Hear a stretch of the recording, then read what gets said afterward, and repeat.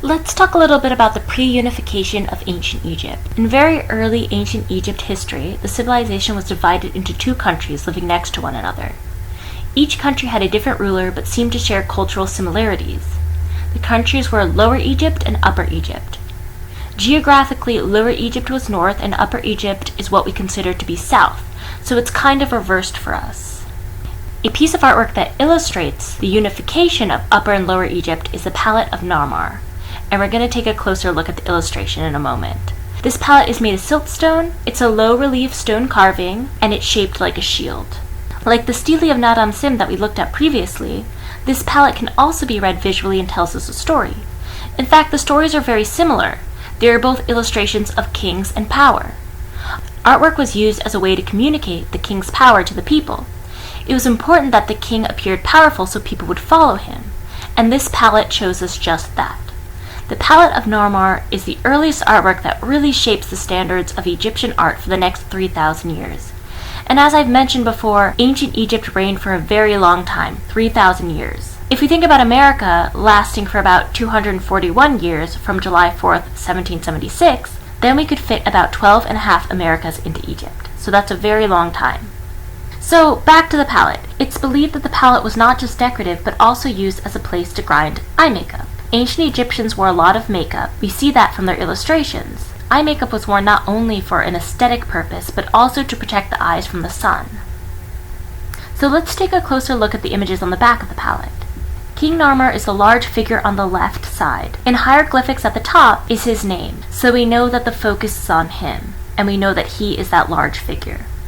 He is much larger than any other of the figures we see, and remember how scale symbolizes his importance? It looks as though something violent is happening. King Narmer looks like he is going to hit the man underneath him. Perhaps this man is a captive or a slave. Narmer grabs this man by the hair and holds up his left hand that holds some sort of weapon. Narmer looks muscular and strong. He is definitely the focal point in the man who holds power. There is a small figure in the background who seems to be holding sandals. This seems to be Narmer's servant. On the right above Narmer, we see a bird figure. This is the god Horus, the falcon god. This god has a special association with kings and pharaohs. We will see him represented again in other artworks that we talk about this semester. The illustration of the bird symbolizes that Narmer has the support of the gods on his side. Above him, on either side, represented 4 times, at the top of the palette, is a symbol of the goddess Hathor, who is the bull-headed figure. Bull, Horus, and Hathor are connected with kingship and rule. On Narmer's head, he wears the white crown of Upper Egypt. This is a symbol of his control over Egypt. Underneath him are captives. He is trampling over them.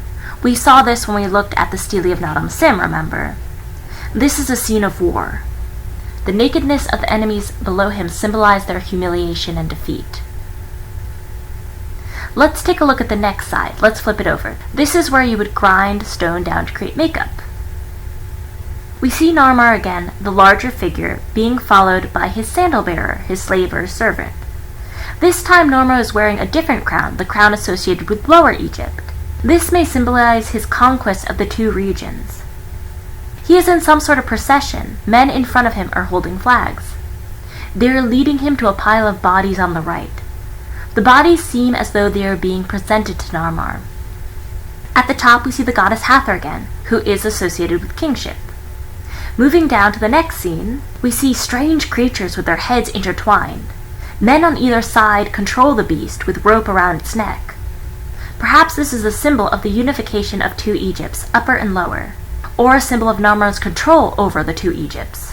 This seems to be an overall illustration of Narmer holding power over Lower and Upper Egypt. We see captives underneath him again. The last image is a bit mysterious. There is a bull figure, maybe Hathor again, trampling a nude man, probably a captive. This brings us back again to the idea of power and control, Narmer's ultimate power and control over the 2 sections of Egypt.